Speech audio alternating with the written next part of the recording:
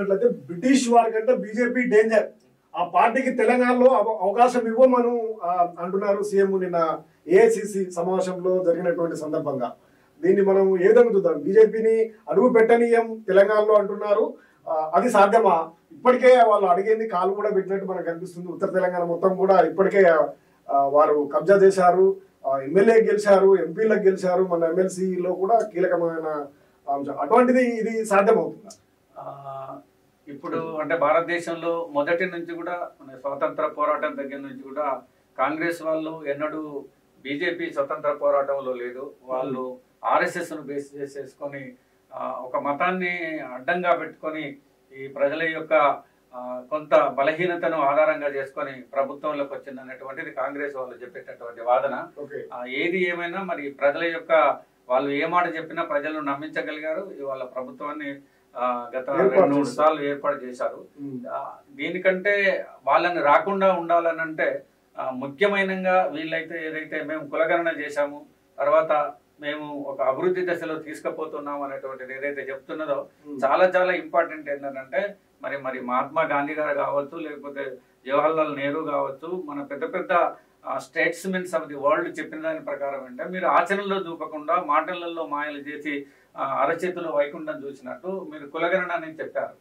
కులగణన చేసి కులగణన యొక్క అసలు ఉద్దేశం ఏంటంటే సామాజిక న్యాయాన్ని మేము తీసుకొస్తామని మరి మన తెలంగాణకే వచ్చినటువంటి కామారెడ్డి డిక్లరేషన్ అని చెప్పారు. సో ఇవాళ కులగణన పేరు మీద, బీసీ గణన పేరు మీద ఎస్సీలకు ఏబిసిడి వర్గీకరణ అందరూ దాంట్లో కొంత భిన్నాభిప్రాయాలు ఉన్నారు. వాళ్ళు మాల సంఘం వాళ్ళు సుప్రీంకోర్టుకు వెళ్తామంటారు. అదేవిధంగా మీరు బీజేపీని మనం అనుకుంటున్నాం కాబట్టి వాళ్ళు ఇవాళ మన తెలంగాణకు దాదాపు ఉత్తర తెలంగాణను ఆక్యుపై చేసుకొని ఉన్నారు. మీరు వాళ్ళని పెట్టాలంటే మీరు ఖచ్చితంగా కులగణన ద్వారా ఈ 40% ఏదైతే లోకల్ అని అన్నారు ఆచరణలో ఇప్పుడు ఫస్ట్ గా అడిగి వాళ్ళే అడుగుతున్నారు. ఏంటంటే ఈ మంత్రివర్గంలో కూడా కులగణన ప్రకారం 42% మంత్రులను బీసీలను తీసుకొచ్చి లేదు ఎస్సీలను తీసుకొచ్చి పెట్టు, ఎస్సీలను తీసుకొచ్చి. కులగణన యొక్క కాన్సెప్ట్ ఏంటంటే సామాజిక న్యాయాన్ని తీసుకురావాలి. సామాజిక న్యాయాన్ని తీసుకురావడానికి మీరు లెక్కలు పెట్టింది అన్నారు. బీసీలు ఎక్కువ ఉన్నారు, తక్కువ విడిచిపెట్టండి. 46 56 దాన్ని విడిచిపెట్టండి. ఈ 42 దగ్గరకే వెళ్తాం, దాంట్లో కాంట్రవర్సీ లేదు. ఈ 42లో ఇప్పుడు ఈ మంత్రివర్గం కానీ రాబోయే వాటిలున్నారు. ఈ కాస్త కూస్తో ఈ పోరాటాలు దీని మూలంగా ఈ క్రెడిట్ అంతా ఈ ప్రజా సమూహాలు, ప్రజా సంఘాలు, ఉద్యోగ సంఘాలు, బీసీ సంఘాలకు, ఎస్సీ సంఘాలు కూడా మా యొక్క వాటా కావాలనేటువంటి పోరాటంతో ఉన్నారు. మీరు ఒకవేళ తను అనుకున్నట్టుగా మహేష్ గౌడ్ను తీసుకొని పెట్టినా కూడా వీళ్ళు అనుకున్నట్టుగా వాళ్ళకు సామాజిక న్యాయపరంగా ఇప్పుడున్న దాంట్లో ఖచ్చితంగా రేపు వచ్చే ఇంకో 6 మంత్రులు రాబోతున్నారు అన్నారు.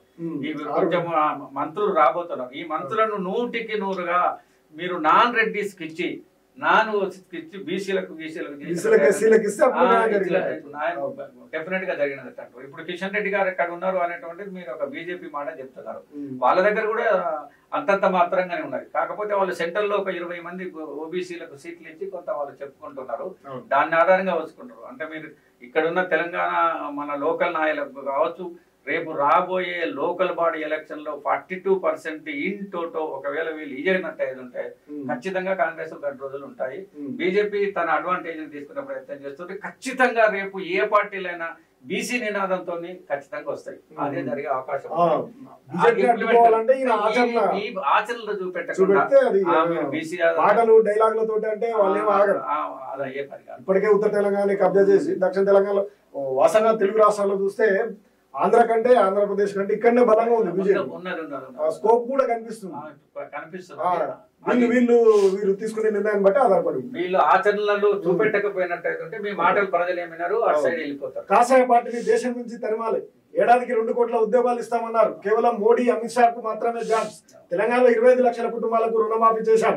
కులగణన సైతం చేశారా మీరు చెప్పారు కదా. ఇప్పుడు కులగణన చేశాము. ఇవన్నీ కూడా సక్రమంగా వాస్తవంగా సామాజిక న్యాయం పాటించాలంటే ఇప్పుడు ఉన్నటువంటి మంత్రివర్గంలో పూర్తిగా 6కి 6 నాన్ ఓసీకి సంబంధించినటువంటి ఇప్పుడు ఎక్కువ ఎవరైతే ఉన్నారో ఎక్కువ భాగము శివభాగము ఎవరైతే ఉన్నారో వారికి ఇవ్వకుండా ఈ వర్గాలకు ఇచ్చినట్లయితే మన బీజేపీని రాకుండా అడ్డుకోవడానికి కొంత అవకాశం స్కోప్ అయితే కనపడుతుంది.